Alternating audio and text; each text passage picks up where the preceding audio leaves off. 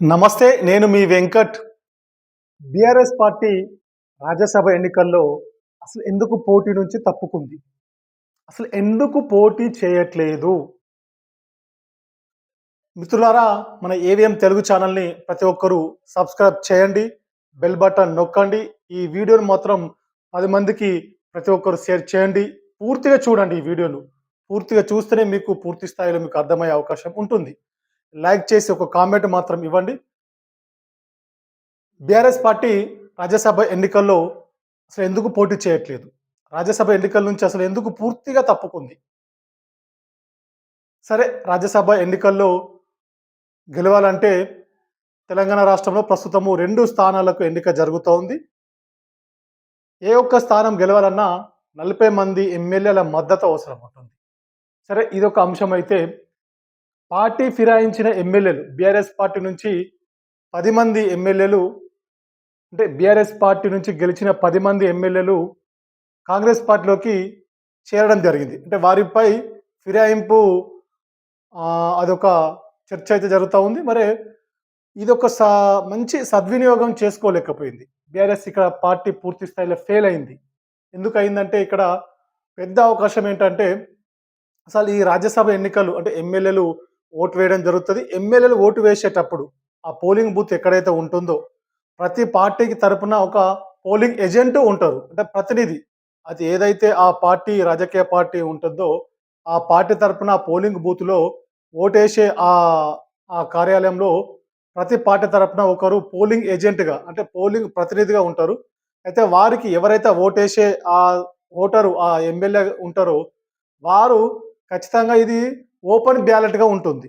అంటే open ballot అంటే ఏంటంటే వారు ఆ యొక్క ఓటరుపై ఓటు వేసి ఏ అభ్యర్థికైతే ఓటు వేస్తున్నారో ఆ వేసిన ఓటును ఆ రాజకీయ పార్టీ ప్రతినిధికి, ఆ పోలింగ్ ఏజెంట్‌కు చూపెట్టాలి పూర్తి స్థాయిలో బహిరంగంగా. చూపెట్టిన తర్వాతనే అది బాక్స్‌లో, ఆ పోలింగ్ బాక్స్‌లో గాని వేయాల్సుంటది. ఒకవేళ ఆ పోలింగ్ ఏజెంట్‌కు గనక చూపెట్టకపోతే ఆ ఓటు చెల్లదు. ఇది రాజ్యాంగంలో ఉన్నటువంటి పరిస్థితి. కానీ ఇక్కడ ఇది మంచి అవకాశాన్ని బీఆర్ఎస్ పార్టీ మాత్రం కోల్పోయింది. ఒకవేళ ఈ 10 మంది ఎమ్మెల్యేలు నిజంగా కాంగ్రెస్ పార్టీకి వేస్తే ఇక్కడ బహిరంగంగా ఇక్కడ వాళ్ళు దొరికే అవకాశం ఉంటది.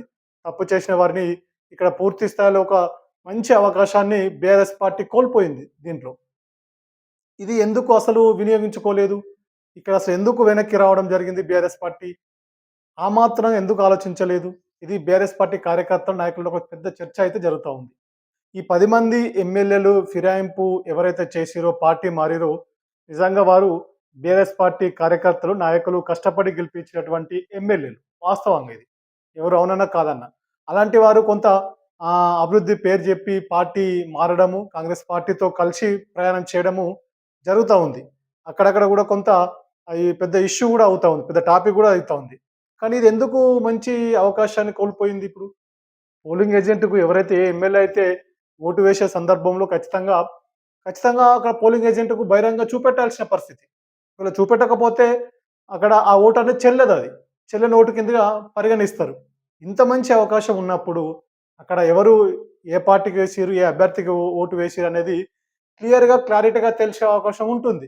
కాబట్టి అప్పుడు లీగల్‌గా కానీ, చట్టపరంగా గానీ వారికి ఎమ్మెల్యేపై ఒత్తిడి తీసుకొచ్చే అవకాశం పెద్ద ఎత్తున ఉంటుంది గదా! అంటే మరి ఈ అవకాశాన్ని ఎందుకు కోల్పోవడం జరిగింది ఇది? లీగల్‌గా ఫైట్ చేస్తా ఉన్నారు. ఇప్పుడు కోర్టులలో, న్యాయస్థానాల్లో వారిపై బీఆర్ఎస్ పార్టీ తరపున కొంత ఫైట్ చేయడం జరుగుతా ఉంది.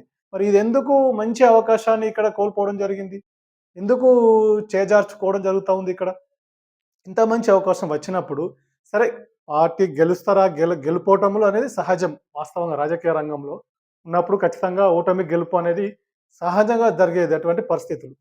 కానీ ఇక్కడ మంచి అవకాశాన్ని ఇక్కడ వినియోగించుకుంటే ఈసారి ఖచ్చితంగా రాజ్యసభలో బీఆర్ఎస్ పార్టీ తరపున పోటీలో ఉంటే ఈ 10 మంది ఎమ్మెల్యేల పరిస్థితి మాత్రం తెలంగాణ ప్రజలకు బహిర్గతం అవుతూ ఉండే గదా! ప్రజలందరికీ తెలుస్తా ఉండే గదా! పూర్తిగా దొంగలుగా బయటపడే పరిస్థితిని, ఆహ్, వాళ్ళని దొంగలని ముద్ర వేసే అవకాశాన్ని ఇక్కడ కోల్పోయినట్టే గదా! ప్రజల ముందు ఒక దొంగలుగా ఉంచే అవకాశాన్ని, మంచి అవకాశాన్ని పోగొట్టుకున్నట్టే గదా! వాస్తవమైన విషయమే గదా! మరెందుకు దీన్ని చేజార్చుకున్నట్టుగా ఇక్కడ? లీగల్‌గా కొంత ఫైట్ చేయడం జరుగుతా ఉంది వాస్తవంగా. ఆ! సుప్రీం కోర్ట్‌లో గాని, హైకోర్ట్‌లో గాని కొంత కేసులు వేయడము వారిపై అంటే ఎమ్మెల్యేల ఫిరాయింపు కేసులపై కొంత న్యాయస్థానంలో కొంత వివిధ రూపంలో కొంత ఆహ్, ఆహ్, ఈ కేసుపై చర్చ అయితే జరుగుతా ఉంది. పూర్తి స్థాయిలో సుప్రీం కోర్ట్ కూడా సీరియస్‌గా తీసుకుంది. ఇప్పుడు అసెంబ్లీ స్పీకర్ పరిధిలో ఉన్నది ఇది వాస్తవంగా. కానీ అయినప్పటికి గూడా ఇది ఒక మంచి అవకాశాన్ని ఇవాళ కోల్పోయినట్టే గదా! సరే గెలుపోటములు ఎందుకు? అంటే ఒకవేళ పోటీ చేస్తే ఇలా మంచి అవకాశం. దాదాపుగా ఇప్పుడు 28 మంది వాళ్ళు పోయినోళ్ళే గాకుండా 28 మంది శాసనసభ్యులు, ఎమ్మెల్యేలు బీఆర్ఎస్ పార్టీకి ప్రస్తుతం ఉన్నారు. ఒక బలమైన ప్రతిపక్షంగా ఉంది గదా! తెలంగాణ రాష్ట్రంలో. ఇది వాస్తవం విషయం. ఎవరు ఒప్పుకున్నా, ఒప్పుకోకున్నా గూడా తెలంగాణ రాష్ట్రంలో బలమైన ప్రతిపక్షంగా బీఆర్ఎస్ పార్టీ ప్రస్తుతం ఉంది. కానీ ఎందుకు పూర్తి స్థాయిలో దీన్ని సద్వినియోగం చేసుకోలేకపోతా ఉన్నారు? పార్టీలో కొంత అంతర్గత విభేదాలు ఎక్కడైనా ఉన్నాయా? ఆ ప్రభావం ఈ రాజ్యసభ ఎన్నికపై పడిందా అనేది మాత్రం ఒక చర్చ అయితే జరుగుతా ఉంది వాస్తవంగా. నిజంగా ఇప్పుడు పార్టీ తరపున ఒక సీనియర్ నాయకుడిని ఎవరినో ఒకరిని ఖచ్చితంగా పోటీలో పెడితే మాత్రం ఆ ఫిరాయింపు ఎమ్మెల్యేపై తీవ్రమైన ఒత్తిడి వచ్చే అవకాశం ఉంటుండే ఇక్కడ. వాస్తవమైన విషయం గదా! ఇప్పుడు మామూలు ఓటు గాదు. ఇది వాస్తవంగా చాలా మందికి తెలియని విషయం ఏందంటే ఇక్కడ వాళ్ళకి ఓపెన్ బ్యాలెట్ ఓటుంటది.